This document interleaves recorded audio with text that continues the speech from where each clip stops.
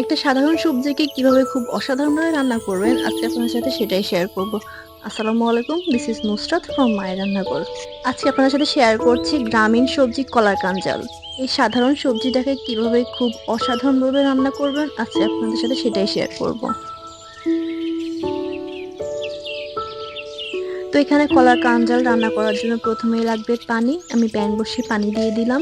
নোয়াখালী গ্রাম অঞ্চলগুলোতে কলার কাঞ্জালটাকে মশলাটাকে না কষিয়ে পানি দিয়ে এভাবে রান্না করে। তাই প্রথমে পানিতে পেঁয়াজ দিয়ে দিচ্ছি, তারপর লাগবে চিংড়ি মাছ। বড় ছোট যে কোনো মাছ দিয়ে রান্না করা যায়।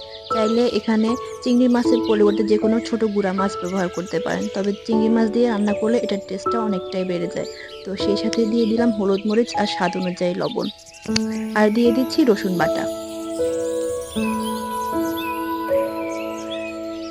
তো এই পর্যায়ে মশলাটাকে একটু পানির সাথে মিশিয়ে নিচ্ছি, এতে করে হলুদ মরিচের গুঁড়াটা বিভিন্ন জায়গায় দলা পেকে থাকবে না। আর দিয়ে দিচ্ছি সামান্য রান্নার তেল, এখানে চাইলে সরিষার তেলও ব্যবহার করা যাবে। সেই সাথে ঝাল অনুযায়ী দিয়ে দিচ্ছি কাঁচামরিচ ফালি। এ পর্যায়ে আর কিছু দেওয়ার প্রয়োজন নেই, জাস্ট এভাবে নেড়ে চেড়ে ঢেকে রেখে দিব যতক্ষণ না এই পানিটাতে বলক চলে আসতেছে।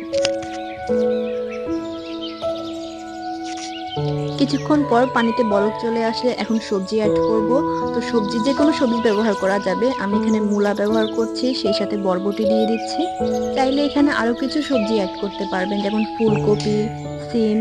তারপর দিয়ে দিচ্ছি লাউ পাতা, এখানে লাউ পাতার পরিবর্তে কুমড়ো পাতা কিংবা যে কোনো শাক ব্যবহার করতে পারবেন। এরপর দিয়ে দিচ্ছি কলার কাঞ্জাল। কলার কাঞ্জালটাকে আমি আগে ছোট করে কেটে নিয়েছি আর 30 মিনিট পানিতে ভিজিয়ে রেখেছি, এতে করে কাঞ্জালের মধ্যে থাকা কষটা বের হয়ে আসবে। এখানে মেইন সবজিটা হচ্ছে কলার কাঞ্জাল, আর কলার কাঞ্জালের সাথে আপনি আপনার ইচ্ছে মতো যে কোনো সবজি ব্যবহার করতে পারবেন। তো এখানে সেই সাথে অ্যাড করে দিচ্ছি মসুর ডাল। মসুর ডাল দিলে এই সবজির টেক্সচারটা ভালো আসবে, খেতে ভালো লাগবে। মসুর ডালটাকে আমি আগে পানিতে ভিজিয়ে রেখেছিলাম, এতে করে পুরো ডাবল হয়ে গিয়েছে। আর হচ্ছে মসুর ডালটাকে এবারে কিছুক্ষণ পানিতে ভিজিয়ে রাখলে মসুর ডালটা খুব তাড়াতাড়ি সিদ্ধ হয়ে আসবে। এ পর্যায়ে কিছু দেওয়ার প্রয়োজন নেই, জাস্ট এভাবে পানিতে একটু ডুবিয়ে দিলে হবে। এরপর বলক চলে আসা পর্যন্ত ঢেকে রাখছি কিছুক্ষণ।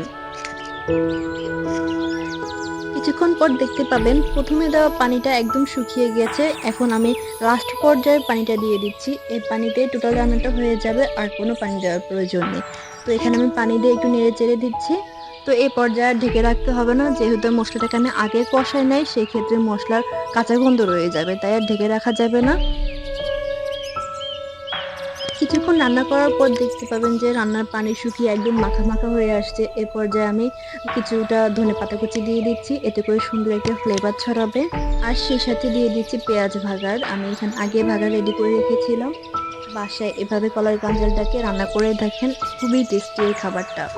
গ্রামীণ এই সাধারণ সবজিটা যে এতটাই টেস্টি সেটা রান্না করার পরে বুঝতে পারবেন। বাসায় এই রান্নাটাকে এভাবে করে দেখেন, দেখবেন খুবই ভালো লাগবে খেতে। তো এখন রান্না শেষ, আমি জাস্ট চুলাটা অফ করে রান্না শেষ করব।